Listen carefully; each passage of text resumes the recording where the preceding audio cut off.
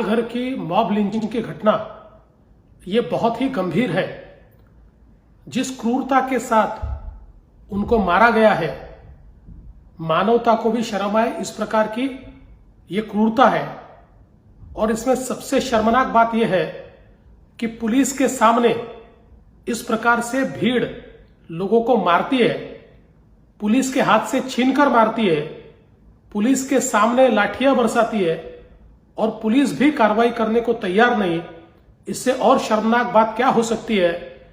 कहीं ना कहीं महाराष्ट्र में कानून व्यवस्था लचर हो गई है, कानून व्यवस्था दिखाई नहीं पड़ती, इस प्रकार की अवस्था है। और इसलिए हम मांग करते हैं कि तुरंत इसकी उच्च स्तरीय जांच की जाए। अपराधियों पे तो कार्रवाई करनी ही होगी, लेकिन उसके साथ साथ जिस प्रकार से पुलिस ने इसमें रोल किया है, क्या पुलिस पर कोई दबाव है कि इस प्रकार से लोगों को एक्ट करने दिया जाए? इसका भी जवाब मिलना चाहिए। और इसलिए मुझे लगता है कि इसकी हाई लेवल इंक्वायरी करते हुए कड़ी से कड़ी कार्रवाई की जाए, ऐसी हमारी मांग है। जहां एक तरफ देश ही नहीं समूचे विश्व में कोरोना जैसी महामारी को लेकर जंग जारी है, लोग लॉकडाउन में अपने घरों में बंद हैं। वहीं महाराष्ट्र के जिला पालघर से जो वीडियो इन दिनों वायरल हुआ है, उसे देखकर हृदय अत्यंत ही दुखी हुआ है। बता दें कि गुरुवार 16 अप्रैल 2020 की घटना ने पूरे देश को झकझोर कर रख दिया है। कांदिवली के एक आश्रम से निकलकर दोनों साधुओं को सूरत अपने गुरु के अंतिम संस्कार में शामिल होना था। मुंबई से भाड़े की गाड़ी लेकर दादरा नगर हवेली के बॉर्डर पर गढ़ चिंचली गांव के बॉर्डर पर सैकड़ों हैवानों ने घेर कर कई पुलिस वालों के सामने पत्थर और लाठियों से पीट कर मार डाला। वहां उपस्थित पुलिस वाले भी हत्या के उतने ही जिम्मेदार हैं जितने की हत्या में शामिल सैकड़ों लोग। पुलिस चाहती तो सभी को अपने कस्टडी में लेकर और भी ज्यादा पुलिसकर्मी को बुला सकती थी या हवाई फायरिंग कर भीड़ को तितर बितर कर सकती थी, लेकिन ऐसा करने के बजाय भीड़ की सहयोग करते दिखी। जब रक्षक ही बन जाए भक्षक तो किस पर भरोसा करें? जब पुलिस के सामने ही सैकड़ों उन्मादी लोगों ने 2 साधु और एक ड्राइवर की पीट कर हत्या कर दी। हत्या के 3 दिन बाद जब वीडियो वायरल होने लगी, तब जाकर महाराष्ट्र सरकार ने ट्वीट कर कहा कि सभी आरोपियों को गिरफ्तार कर कड़ी कार्रवाई की जाएगी। लेकिन तब तक पूरे देश के साधु संत सहित सोशल मीडिया पर मांग उठने लगी कि अगर कड़ा फैसला नहीं लिया गया तो सभी साधु महाराष्ट्र पहुंचेंगे।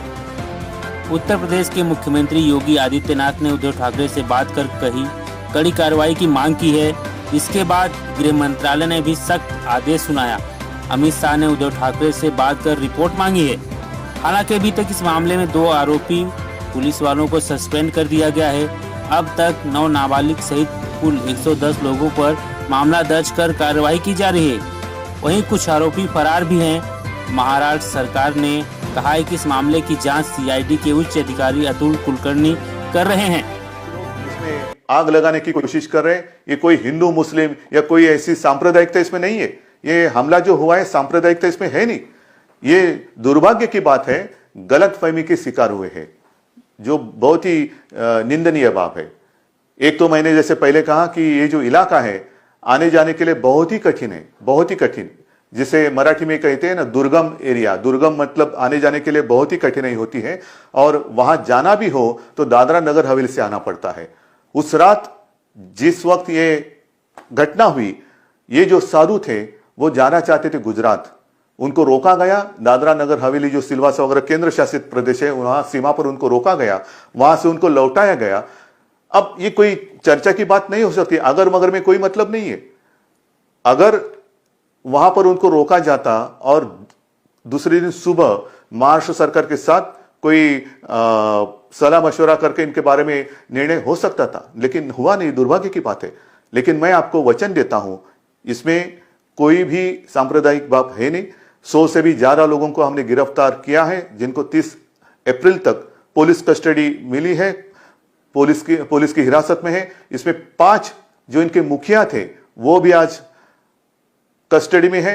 और 100-150 जितने भी हो, जो भी लोग इसमें शामिल होने की संभावना है, उनकी तलाश जारी है।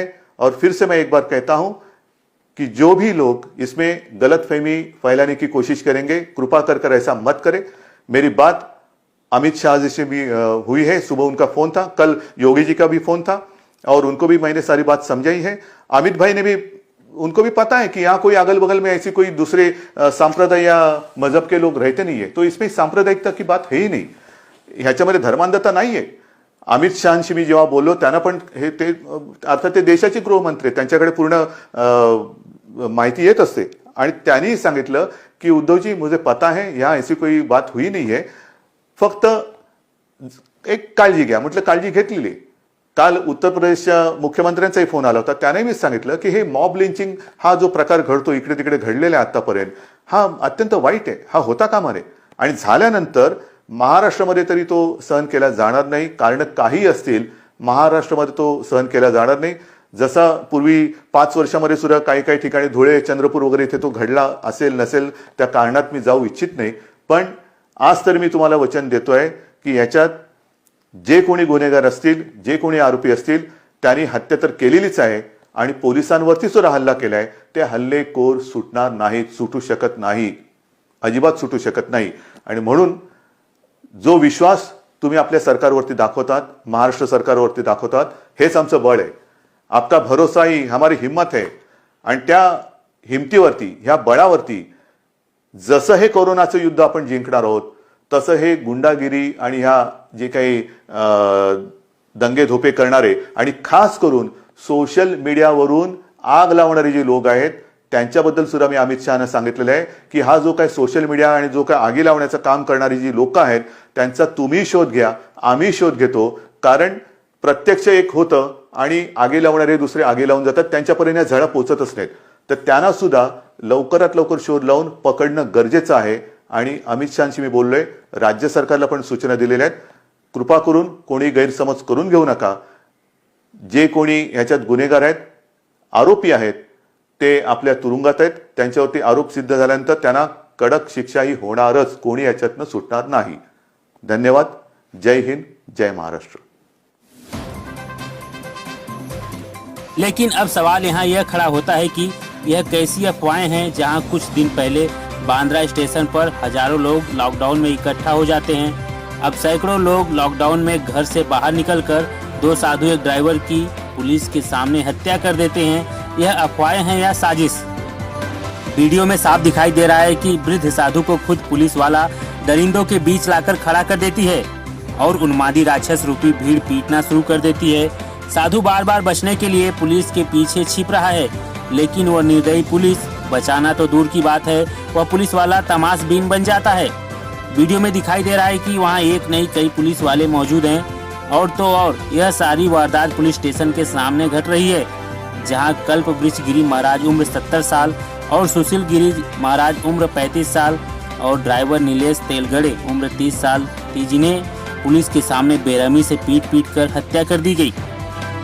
अब सवाल यह भी है कि क्या भगवा धारण करने वाले महाराष्ट्र में सुरक्षित हैं या नहीं? लॉकडाउन में इतनी सारी भीड़ कैसे इकट्ठा हो गई? किसने रची थी साधुओं की हत्या की साजिश?